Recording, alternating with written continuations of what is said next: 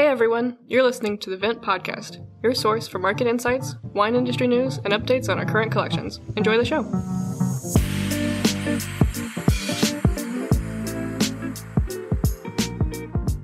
Hey everyone, welcome back to another episode of the Vent Podcast. My name is Brady. As always, I'm joined by Billy. Not in studio. I always want to say in studio. I got that from another podcast that I listened to, and they're never actually in studio together, so I thought it would be fitting. Anyways, a few things on the docket today. We have two collections to talk about. One was a whiskey offering that we released the Friday before 4th of July. It was our Kurosawa Geisha collection. It was a $75,000 total value collection. We offered 1,500 shares of that collection at $50 a share. And that offering has since sold out since that launch. And we continue on this path of trying to maintain about 20% whiskey offerings. I don't know, Billy, if you want to go into talking about this offering specifically, but we're really happy to offer more Japanese whiskey as our last Kurosawa collection was met with really strong demand as well. Yeah. So I recently listened to another Japanese whiskey podcast, and they said it properly. And I wish I could say it's like Karyuzawa. They say it more in that Japanese tone, but it is one of the most collectible whiskeys in the world, as the distillery, as it was known, was closed, stopped distilling in 2001, and basically was demolished in 2016, where the stills were actually, the building was just demolished, and then the stills were actually sold off to another distillery who uses them now. Shizuoka is what it's called, and they actually produce a whiskey called Prologue K, which is a nod to the Kurosawa because it uses their equipment, which is a little fun fact. But yeah, this Geisha collection is the latest iteration in a series. The Geisha series is now on its 7th part, and I think this is the penultimate part, where there'll be 8 parts. And every time it's released in pairs, so there are different colors. There's the pearl, which is white. There's a sapphire, which is blue. And there are a few others to go along with that. So it was great to be able to get these two. There's not currently a single pair available in the United States, at least at launch. And what we're going to continue to do is, Kurosawa, the individual bottles themselves are not only attractive investment assets, at least in recent years, but these pairs, putting things together kind of multiplies a little bit of the possible value in the eyes of a potential collector down the line. So it's nice to be able to put these together. We're working on, sourcing these, and whether it be, the Geisha collection or other pieces like the 36 Views of Mount Fuji, we're constantly kind of keeping these things in mind. So Kurosawa is excellent. We'll continue to keep our eyes out for additional Japanese whiskeys like Yamazaki or some of the other producers. And yeah, it was an exciting day. And again, this one sold out very quickly. So it's great to see the continued demand for it. I love when we do whiskey offerings because it really drives home why a fractionalized investment platform is so important and necessary for this asset class. I mean, not anyone, but most of us can figure out how to afford a $300 bottle of Napa for our investment, portfolio. But, with 2 bottles at $75,000 of total value, it gets pretty difficult for the average or even the high earning individual to make sense of that for their portfolio. So it's awesome to be able to offer these collections at accessible share prices. I think this typifies that. So that was cool. And then on July 5th, we launched our Bordeaux Superstars collection, a Magnum collection. So all 1.5 liter bottles of top wines from Bordeaux. We had stellar vintages, 2005, 2009, 2010, 16, 15, featuring Lafite, Cheval Blanc, Chateau Margaux, Haut-Brion, Mouton Rothschild, all kinds of the creme de la creme of Bordeaux, and beautiful Magnum bottles. That was a $200,000 collection. We issued 4,000 shares, and the price for that, again, is $50 per share. We've sold through 48% of that offering so far, so there's still plenty left of that collection if you haven't added it to your portfolio.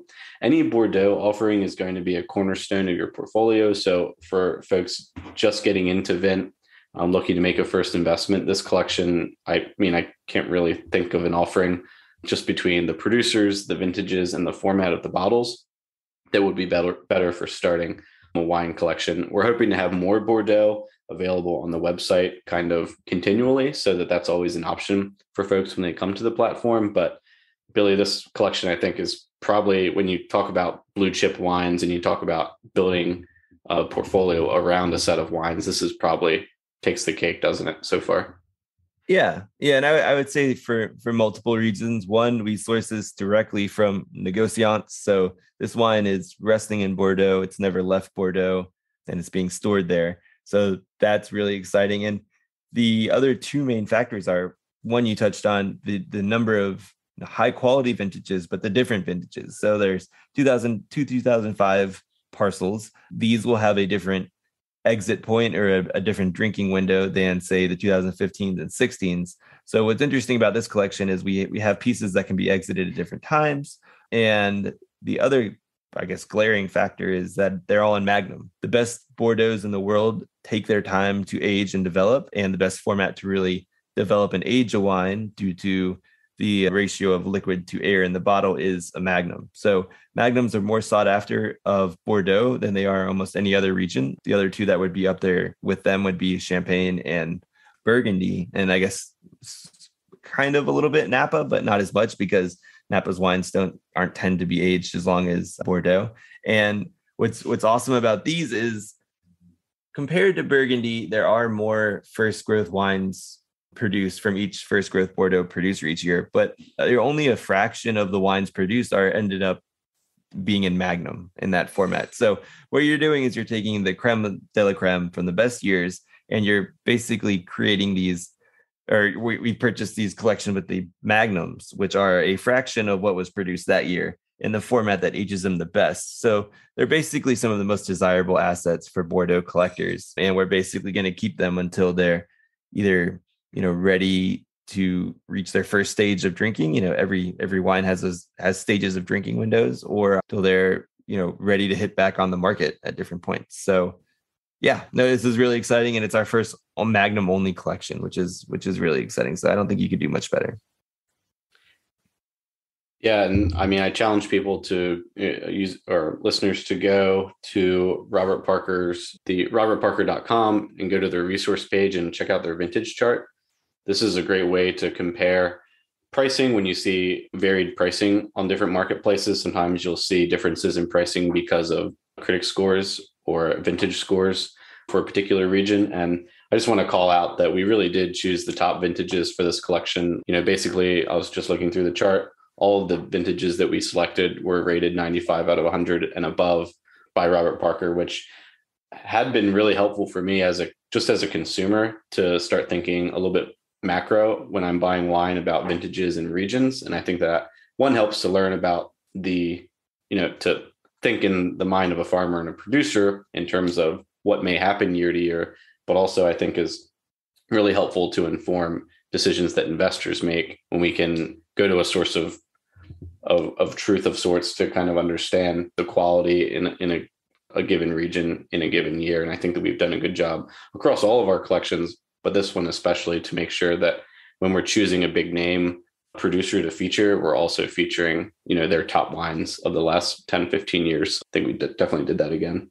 Yeah. And 2 points on that. One, actually 7 of the 8 wines in this collection are rated 98 or better, including 200-point wines. So they are excellent wines. And number 2, I will caution anyone, if they're using the Robert Parker vintage chart, Bordeaux, it's really accurate because it starts to break down the different regions of Bordeaux. But there are certain other regions like Burgundy, it does like a whole Côte de Nuit as a single parcel. And there are certain regions where the little climats and the little areas have such variation within the little climactic regions that you could have a bad vintage at one, or a majority of the appellations, but maybe one was able to, avoid frost or avoid other bad weather. So I wouldn't say use it as a blanket, but it's a good guiding and directional tool for getting a sense of the vintage overall.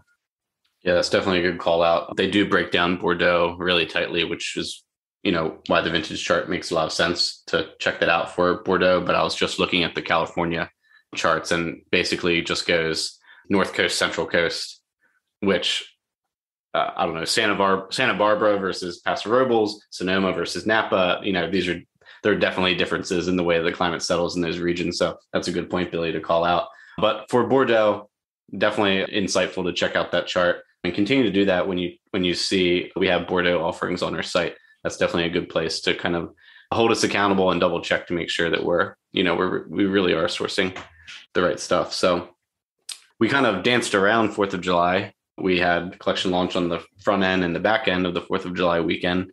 And I know we went back and forth a lot, Billy, talking about what wines we were going to be drinking. And we had our kind of weekly newsletter update last Friday where we talked about, well, mentioned that we were drinking Lambrusco this weekend, which I ended up doing. But you had another experience this past weekend up in Oregon that maybe you wanted to share a little bit about. Yeah. We just had a nice Oregon/Washington, right across the border there weekend. Started out, I'll just kind of quickly run through it all. We started out in Portland, which if anybody hasn't been there, there's a great selection of different wine bars. We ended up at a place called Bar Norman, great selection of natural wines. Got to taste a number of different producers there, which was cool, from a number of different regions. Moving from there, the next day, we actually went back and revisited our friends at Granville. Got to show my girlfriend that beautiful view that we saw there, and we tasted through their portfolio again. And I bought a few bottles. Their wines, everything was showing really well, including the Chardonnay. I ended up bringing home a bottle of the Chardonnay. We got a bottle of the sparkling, of the Blanc de Noir, and we also got a bottle of their Louis Pinot Noir. So that was exciting. Great to be back there. It was kind of cool. The first time we sat down with Jackson and got the family point of view, and it was great to hear another person's point of view of the vineyard. It was their worker Jacob, who also helps out in the winery. So it was really kind of cool to feel the passion there. Did you get to try? Did they pour the sparkling? I have it actually here. I have both the Chardonnay, the 2020 Usa Vineyard Chardonnay, and the Blanc de Noir, 2017 Blanc de Noir here on my table. Did you get to try the sparkling? We didn't at the winery, but I just bought a bottle and we had it one night. The Blanc de Noir, it was cool. It was basically the rosé that they have as the base, and then they use that and add a little bit of dosage, and it was really good. I'm excited to try their Blanc de Blanc just because I like their Chardonnay so much. But I thought it was really neat, especially for Jackson's first time of making a sparkling. It was really good. Did he let you know when the Blanc de Blanc was going to be available? He said the fall. So it should be September-ish. Yeah. But and then that evening we did a dinner in the Vines. This thing called Field and Vine sets up like an outdoor meal at a place called Laurel Ridge down in the Willamette. And that was pretty cool as well. We were right outside the winery, got to taste a few of their portfolios, basically more just like a rosé, a Pinot Gris, and Pinot Noir. So kind of your quintessential Willamette experience. The food was really good out there in the vineyard, and the wine was pretty great. It's pretty good as well. I mean, I wouldn't say it was like, anything outstanding, but we didn't really taste their full portfolio. They just kind of poured what they wanted to with dinner. So that was neat. And then we made our way up to Washington. We actually ended up staying in a cabin on the Washington State side. In hindsight, next time we might stay in Hood River on the Oregon side. But yeah, we stayed in a cabin with like a detached bathroom, so a nice outhouse. Probably like what you grew up with, Brady, on the farm. But yeah, it was actually part of an organic farm going down. They had sheep. The cows were in a pasture above us and a lot of animals around, which was really neat. But what was pretty cool was we ended up doing the Fruit Loop, which is this kind of loop of, I guess, cideries, wineries, and also just like orchards, fruit producing regions by Mount Hood. And we tasted a couple wines from the Oregon side there. And then we went tasting at a place called Upside Down Wines, which was recommended by Jeff Andrews from Troth, who we've had on a bunch of podcasts ago. They actually sourced some of their fruit from the Andrews family vineyard out in that part of Washington. And what was really cool is, yes, the Horse Heaven Hills out that way. And we got to try a few wines from their fruit, and we tried a few from just there in the gorge. There's some vineyards that are not too far away. And we ended up with one really cool Syrah. They make two from Upside Down, and one was an artist series, and they get a special person to do a label each year. Yeah, I'm looking at this. Yeah, it's a beautiful bottle we got. But we tried we ended up with a bottle of their 2017 Syrah, which was the smoky year. And it was like they had to do a lot of sorting, and it was really interesting. It's a really dense, thick, meaty Syrah, which is really great. And then we tried another one of theirs, which has Syrah with, I think, 10 or 15% of Viognier. And it was really cool. It's almost like tasting the difference between like a Cornas and a Côte Rôtie. That kind of, one is like thick and dense and meaty because it's 100% Syrah, and one has the lift of the Viognier. And that was cool. I've always been a Washington State Syrah fan, but hadn't had many. And it was cool to kind of taste through that. We also had some white varietal Rhone wines while we were there, both Viognier and then like a Roussanne. So that was a really cool tasting. So it was kind of a nice change of pace from just doing the Willamette only, and you kind of get a sense of both sides. Is this upside down all one word? Upside down? The website is, I think upside down is one word. Yeah. Okay, cool. Yeah, get these bottles now. That's awesome. Yeah, I stand by that like Pacific Northwest, both Washington and down into Willamette it has to be really underrated in terms of wine travel and wine tourism in the US. I know it's been picking up a lot, but as much as people think about heading out to California or even like up to the Finger Lakes in New York, I feel like maybe it's just being on the East Coast. I hear more people talk about those experiences than going out to Oregon and Washington. There definitely should be, more folks traveling out there because they're making some awesome wines, and the views are, match the quality of the wines, if not exceed them. It's incredible out there, some of the landscape and stuff. So, and they're true farmers, which, sometimes the complaints when folks go to Napa are like, oh, it's too commercial, but up there in those regions, it truly is. When you go up to a producer, they're the ones doing all the work. They're farmers at heart, which I think adds a different element of authenticity and to the experience. So that was what I was going to add. There are the Chateau Saint Michel's of the world and some of the bigger producers based in Washington, but it is really cool going. Even the bigger guys in the Willamette are small, and then here, I reached out to Jeff at Troth to see if he had any recommendations, because his family, has been farming there for generations, and he had multiple. And then he connected me with this Seth Kitsky, who not only has taken over and runs his family Kitsky Cellars, which is a small producer in Washington. He has his own Upside Down is kind of his own baby now that he's kind of separated. And that guy was so excited that I had asked to taste gorge wines. Like Jeff had recommended a multiple wineries to me, but he's like, this guy specifically said, if have him reach out directly to me, I'd love to have him taste our wine. So like, it's like this passion that you don't really get in kind of this personal touch. He apologized. He wasn't able to be there because he had to be at a family event, but he's like, oh, I'm so sorry I can't be there, but here's all, these all the wines. And, introduced me to a person there who walked us through the tastings, who randomly had worked multiple vintages or worked at a winery with the guy who tasted us at Granville. They were friends. They were like, oh, have you tasted, did Jake taste you? So it's kind of this cool community kind of vibe overall that it's nice to see. It almost feels kind of more like a Burgundy Rhone vibe. Not that I've ever been to either one. You've been to Burgundy, but that's kind of what I picture. It's more of like a farmer's wine comes first, then they try to figure out how to sell it, rather than let's start a commercial thing and figure out how we can fill the wine bottles. So it's cool. Yeah, I think that's interesting that you mentioned that. I was so surprised when we went to Burgundy that there wasn't even just a little bit more infrastructure than there was. I knew it was like still pretty old world and like not a lot had changed generally, but I thought there would be more infrastructure, and there just wasn't. It was just, like you said, just farmers, which is really cool, kind of refreshing coming from, the US like consumer mentality. And I mean, you can have incredible experiences without all of the like commercial fluff. So yeah, that definitely hits home for me.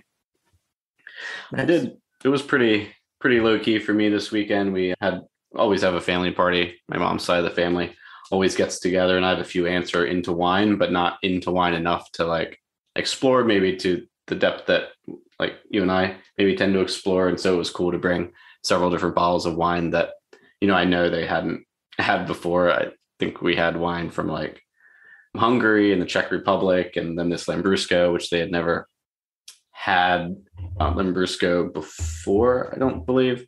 Maybe one of my aunts had, but it was actually my first time having Lambrusco, and we've talked about it a lot, and I think we even talked about it on the podcast in the past. And so, yeah, that was an awesome experience. I really love sparkling during the summer. I would almost drink sparkling every time I drank wine in the summertime. It was just great to get it really cold on a hot day. And, these Lambruscos have a little bit of residual sugar to them. And so, as we were talking a little bit offline, drinking it super cold, but you still get that acidity from the effervescence, and, the sparkling nature of the wine really helps to balance it out. And for me, I'm like, unless it's a dessert wine and I know what I'm getting, I don't like a lot of RS, but this was really awesome. I would buy cases and cases of this to drink all summer. And at just 8.5%, it's definitely, easy on your stomach, doesn't wear you out when it's 95, 97 degrees and, in central Maryland. So, yeah. But, word of warning to our listeners, as we mentioned before, I would go to like a wine shop or a wine specialty store and get your Lambrusco and probably ask the person who's working there, because there will be different levels of alcohol. There'll be different levels of sugar. And what most people knew in America for a long time at the grocery store was just, really cheap, sweet, bubbly kind of reddish wine. But there you can get them with layers of complexity and this nuance that actually make them not only refreshing, but delicious. So yeah, so make sure you're particular. Do you remember the type of grape or wine that you had from Hungary or the Czech Republic? Hungary, it was, I actually have it down in my fridge right now. It's a Pinot Noir from Hungary. Mm-hmm. And the Czech Republic was something natural and orange. Nice. Trying to remember what the grape was. But that was cool because my aunts had never had an orange wine either. I guess they do like orange pet nat. Is that like a thing? Yeah, it's very much a thing. Yeah, I guess that's what it was. That's definitely your world. This was maybe like my first of that wine. But yeah, that was basically what it was. We actually finished it up last night. Last night was kind of an extension because we finished up that wine. We had like some German bratwurst and sauerkraut and potatoes. And we finished up that wine, which was awesome. And we had a Riesling.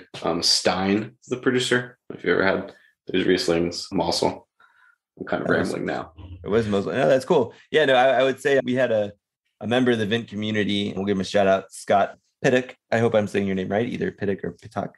He reached out at the wine@vint.co email address, which everybody, if they ever have wine questions, feel free to reach out. And he asked a few questions about what I would recommend for his 4th of July weekend to kind of introduce non-wine drinkers to wine.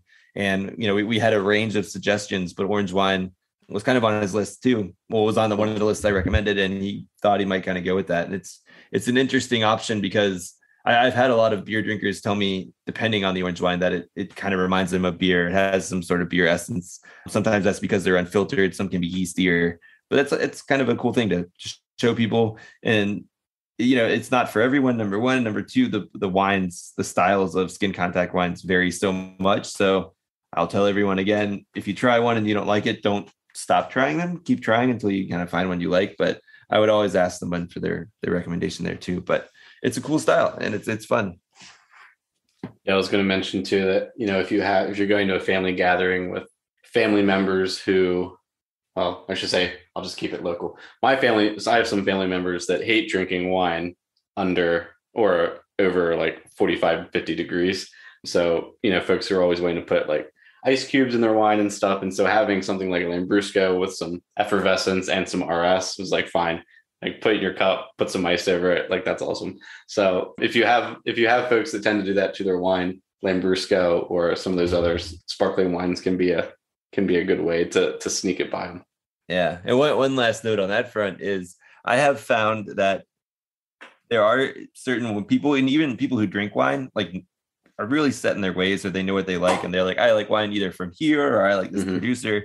But if you get something that's so obscure, like they have no frame of reference and they're actually more open to try it, like, more open-mindedly, and they'll try it and they'll be like, oh, this is actually really good. Cause they don't have anything. Cause sometimes people immediately like compare it to their favorite version of X. Like if you just give them a Pinot Noir or a Cab. So it's kind of cool sometimes to go completely off the map and just see what they think. And sometimes they like it, sometimes they don't, but it provides a more, kind of objective point of view on it. So yeah, cool. That's a great point. That's awesome. Very good. Well, on the back half of this episode, we have other conversation mentioning a lot of Vint users this episode. We have a conversation with Vint users, Chris and Amy Hammer-Huber, who purchased one of our NFTs a while back, NFT compilation or partnership that we did with Emmett Scorsone out in the collaboration. Yeah, collaboration. What did I say? Composition. This Lambrusco is getting to me. It was a collaboration with Emmett Scorsone up in the North Coast, Sonoma Valley. And they went out for a wine dinner with Emmett Scorsone, had some awesome experiences out there. So we're excited to chat with them. Stay on and listen to that interview. Here we are. Thanks, guys. Cheers. We're really glad to have Chris and Amy Hammer-Huber on the podcast today. Chris and Amy are, I'd say, borderline super fans of the Vint podcast and of the Vint platform in general. Chris and I have a lot of conversations, and it's really great to have both of them on the podcast today to talk about Vint, but also more so to talk about our NFT project, which they purchased one of our NFTs recently. And I know it's been a few episodes since we've discussed Vint's NFT initiative with Emmett Scorsone, but I'll let Billy intro that, and then we'll dive into a conversation with Chris and Amy about what that experience has been like.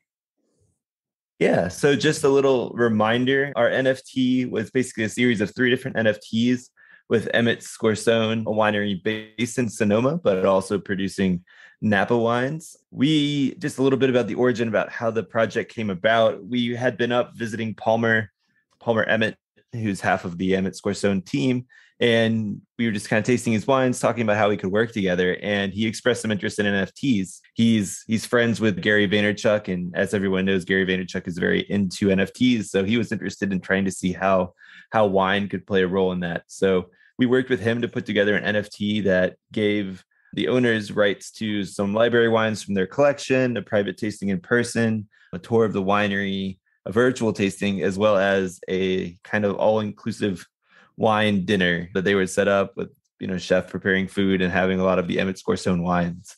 These wines consisted, or the NFTs consisted of access to not only library wines, but their some of their original releases or their top Napa wines. So 2 of the wines came from Beckstoffer Vineyards. One came from the famous Tokelon Vineyard, the other from their George III Vineyard, and then the other came from the Alexander Valley Ellis Alden Vineyard, which is a really special parcel in Sonoma and really close to the Judge Palmer brand, which is Emmett Scorsone's kind of high-end Cabernet brand, and the Emmett Scorsone winery as a whole. Yeah, Chris, did you just want to give us a little bit of background on how you found out about Vint initially, and then also what this NFT experience? What was it like acquiring the NFT? And I know it was kind of in the early days of Vint that we launched that.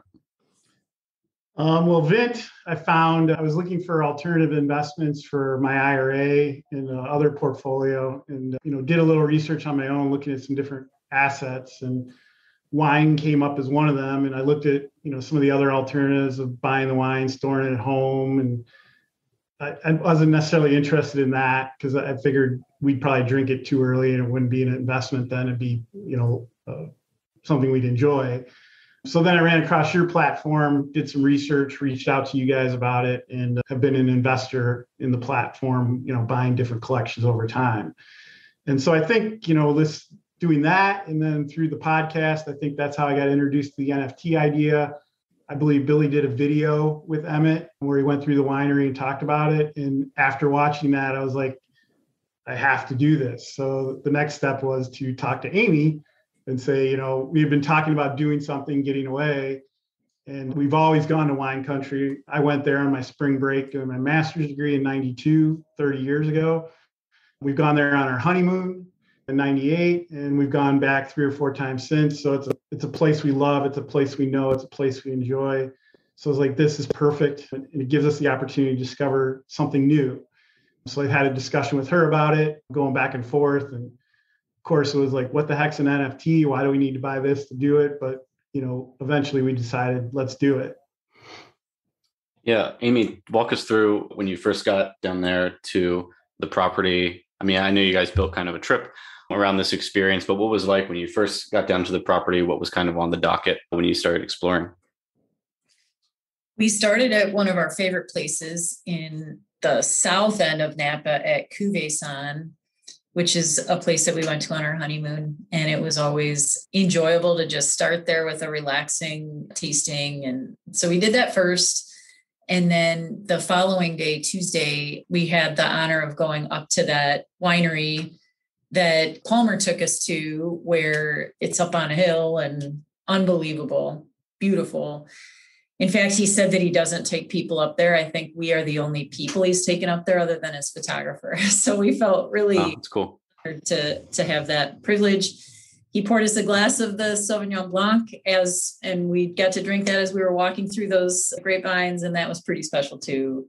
So other than the little bit of a bumpy ride up there, definitely true.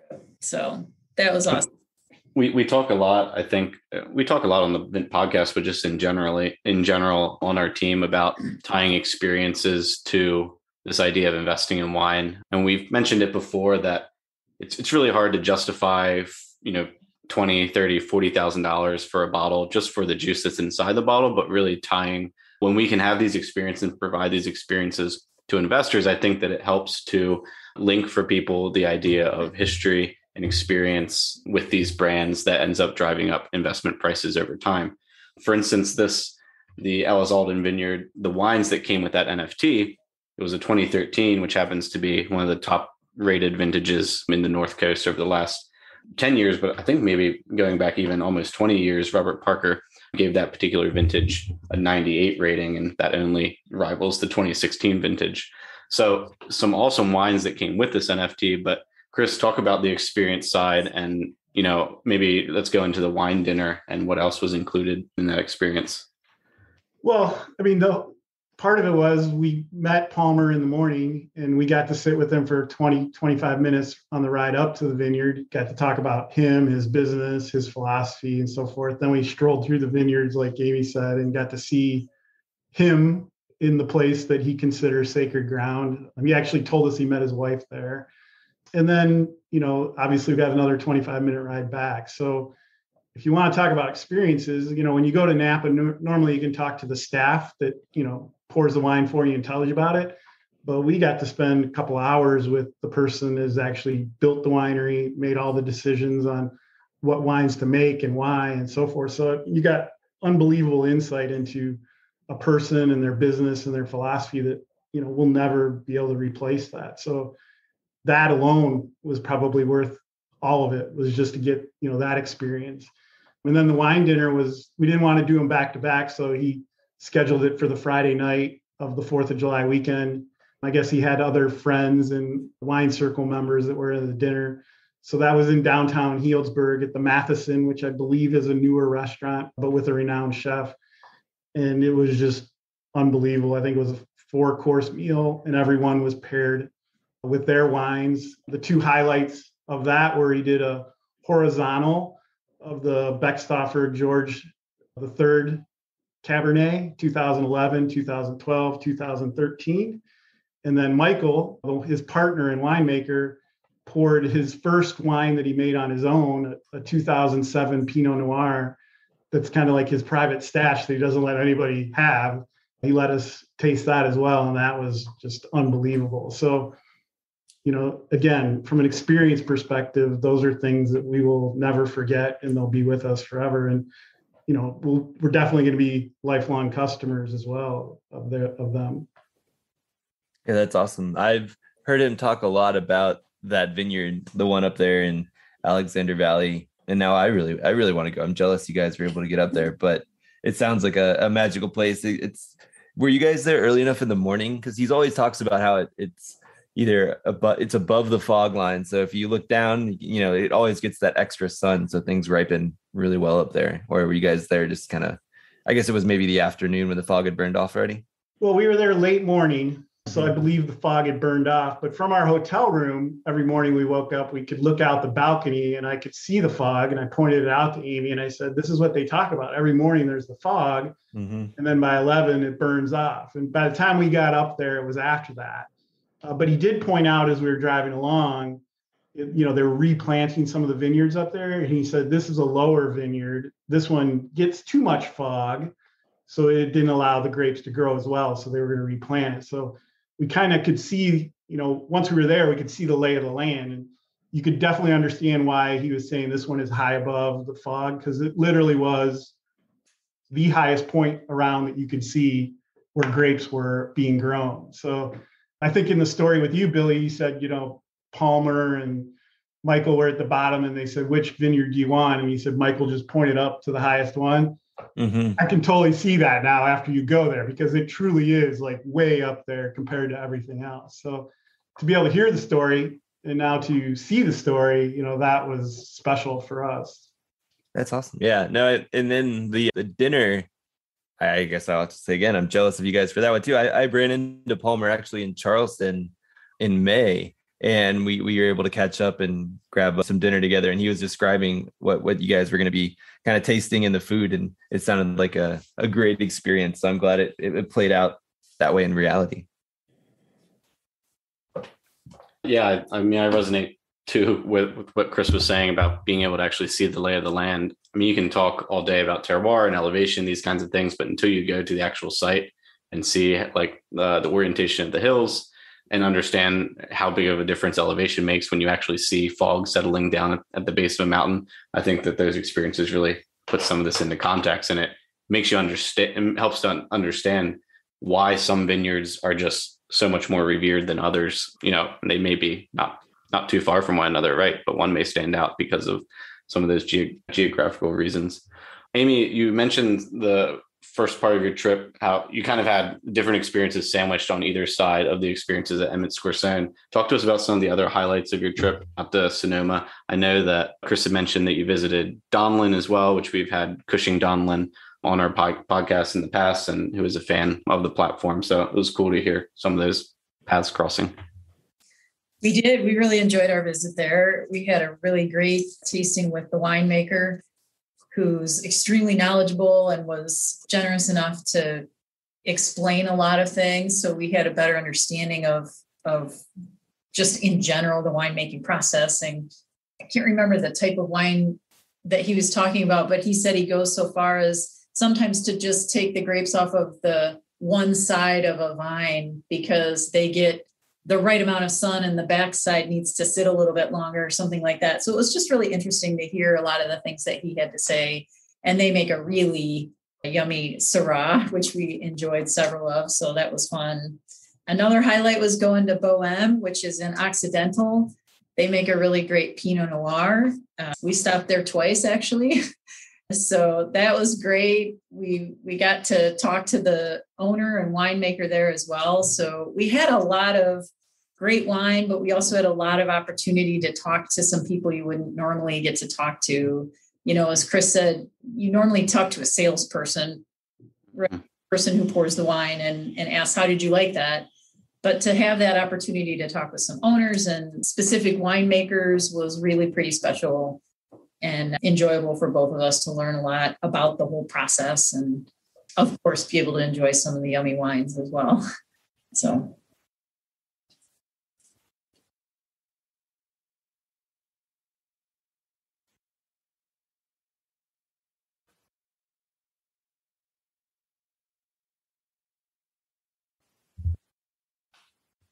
That's awesome. We've heard a lot I think in the marketplace generally about NFTs, and it's not always that NFTs kind of pay out their value, but it sounds like the experience that you had, especially being able to kind of pair the experience at Emmett Square Zone with some other maybe now favorite producers, definitely made the value of that NFT worth it, would you say? Oh, multiples of worth, definitely. Yeah, no doubt about it. Yeah, and we still have one left, right, Billy? Do you want to talk a little bit about the remaining NFT that we have at what's actually a different platform or website that we've built outside of our Vint platform, but it's vintnfts.com. Billy, do you want to discuss that? Yeah. So if you go to vintnfts.com, we still have the 2011 Judge Palmer Georges III NFT available, which Chris actually just mentioned they were able to try a horizontal of that. Their last meal. And yeah, it's not, you don't actually have to pay with, well, it is crypto. Technically it's USDC, it's $675, but we also can work with anybody to send us money, whether it be via Zelle or Venmo or something, and help them transfer the NFT over. So it doesn't necessarily have to be through a crypto platform, but we do have one remaining, and we can work with Palmer to set up an experience for anybody else who wants to go out there and really experience Sonoma the way that Chris and Amy were able to. Yeah, and I would say if somebody doesn't buy that in the next couple of weeks, I'll probably buy it. But I think Amy and I talked about it. You know, we want someone else to have that same experience we had. So hopefully somebody takes advantage of that. I appreciate that one there. I hope, always being unselfish is good. So hopefully somebody takes you up on that. Chris, what are some of the other experiences you guys have had around wine? You said that you were in Napa as early or as far back as your high school graduation, which was like, 7 to 10 years ago? Or Well, in high school, I couldn't drink. So it was for my not high master's. school, college. Yeah. It was for my master's degree on spring break. I had a friend who lived in Los Gatos at the time. And so he invited us out for our spring break. And then we went up to wine country. So that was my first exposure. And that was 30 years ago. So it was a while ago. What kind, just like night to night, do you guys typically find yourselves drinking wine, or in terms of your introduction to Vint, would you have called yourselves wine enthusiasts before you were introduced to Vint, or did it kind of happen the opposite way? Why don't you go with that one, Amy? I have at least a nice glass of red wine every night, I think, as I'm making dinner. That usually trans over to dinner. But my aunt and uncle were very big wine lovers and shared that love with me initially, and then with Chris and me. We went out to Napa and wine country with them a year after we got married, and just were able to enjoy that with them. So we've been drinkers of good red wine, especially, but all the wines for quite a few number of years. We also raised a family and in the middle there, and that sometimes will make for the need to decrease that a little bit. But we're back to the point where our kids are getting out on their own, and we're really looking forward to being able to enjoy not just drinking wine, but wine experiences, wine and food, and playing around with a little bit of that. Do you guys have any favorite regions outside of Sonoma and Napa that you either drink regularly or like to kind of learn about or explore producers in? Well, of late, through work, we've kind of come to know in our local area here a distributor who distributes Italian wines. So up until a year ago, I don't know if I've ever had an Italian wine that I knew of, but of late, he's kind of been introducing us to different ones. And so we kind of started to get that bug of, drinking and tasting those and realizing that there's some great wine from Italy that we had no idea about. So hopefully at some point we'll be able to do a full circle on that too, and go out there and, find an experience in Italy. So if you guys ever do an Italy NFT, let us know, because that would be awesome. We certainly will. Yeah, I think the stat is something like over 1,000 native varietals of grapes to Italy. So you guys could be on quite the rabbit hole there. That's what he said. He said there's more varieties of grapes in Italy than anywhere else in the world. So yeah, there's certainly some gems. I would say follow his guidance. Start with some of the main regions, but there's definitely worth working down into some of the smaller, lesser known ones. I know we found a few. I think my significant other and I were going to be going to stop by Friuli in August, and there's some Friulian wines that I had never even heard of until like last year that are now some of our favorites. So, and Michael, the winemaker at Emmett Scorzone, he's Italian heritage, and he has, one of the other brands they have is that Domenica Amato. And one of the reasons why he started that brand, I think, was because his family drank a lot of Italian wine and they enjoyed it and he enjoyed it. And so he wants to make it. So if you look at that brand, they're doing a lot of Italian varietals there too. So that, we talked a lot about Judge Palmer, but that brand too, we tried some of his Gusto Russo and some of these others, and they were all fabulous too. So I think will be helpful that, we'll have his connection there too. Oh yeah, for sure. I know he has a Fiano. I can't remember all of the other ones, but Fiano is one of those. It's one of the what they say are 3 or 4 ageable white varietals from Italy that are very widespread. So I think that's definitely a cool starting place, and he's definitely a good resource to have because he's not too many generations removed from Italy himself. Yeah, I think we had the Fiano at the wine dinner, I believe. Oh, nice. Yeah, it's a excellent food wine, the one that they have in particular as well. Yeah. I think that this, explanation or, sharing about these experiences really typifies how we want people to be able to experience wine and the wine world through Vint. We are certainly a financial product and want people to think of this asset class as a legitimate financial asset and something that they can keep in their portfolio for a long time. But ultimately, we also are wine people, and we want, especially Billy and I, we want to introduce people to new experiences. I think that, you guys are a great example of bringing the two worlds of finance and wine enthusiasm together. So yeah, I appreciate you guys sharing your experience with us. I'm excited that maybe we can turn Vint into just a kind of a travel agency for our most engaged investors. That'd be a lot of fun. I'm in. Yeah. Well, thank you guys. Thank you so much for purchasing the NFT and supporting the project that, out of Emmett Square Stone, we were happy to help them get that NFT off the ground. And certainly, yeah, if we're not able to unload the third NFT, which hopefully someone listening will, get excited about taking up that experience, we might have you on again to talk about your second time out there. Right.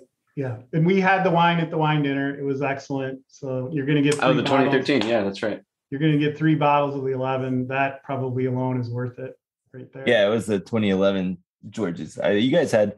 Now, could you tell the difference in vintage variation between the three? Like, were they distinctly different, or did they kind of have that a similar thread running through them? Yes and yes. I would say they were all different, but you could tell it was the same wine. And even Palmer was tasting it with us, and he has the background. He said the 2011 and the 2013 were a little bit more problematic vintages to get through. The 2012 was like an easy vintage, no issues.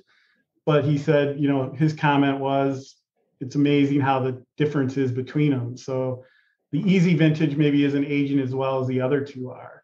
And so that was an interesting observation from him, who he's been involved with at day one. But Amy and I both, I think, tell me if I'm not correct, Amy, we both loved the 2011 and the 2013.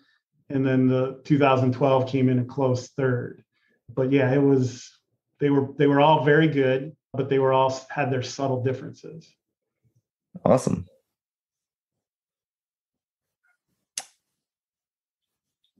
Cool. Yeah. Right. Thanks, guys. We're definitely going to continue to be in touch. Chris, it's always great to talk to you. Amy, it's great to meet you. It's cool that we get to engage with our investors this way. And we hope to have more folks on the podcast who, have had these experiences and others. So thank you all. Hope you have a great day.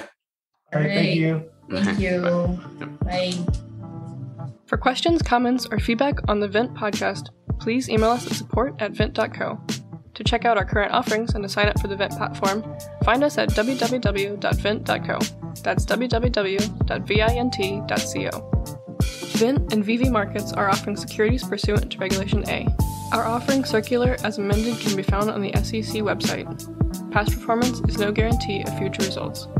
Investments such as those on the Vint platform are speculative and involve substantial risks to consider before investing. We may provide communication that may contain certain forward-looking statements that are subject to various risks and uncertainties. Information provided in any communications is not legal, business, or tax advice. All prospective investors should consult a legal, tax, or business advisor concerning the subject matter of any communications and any offering.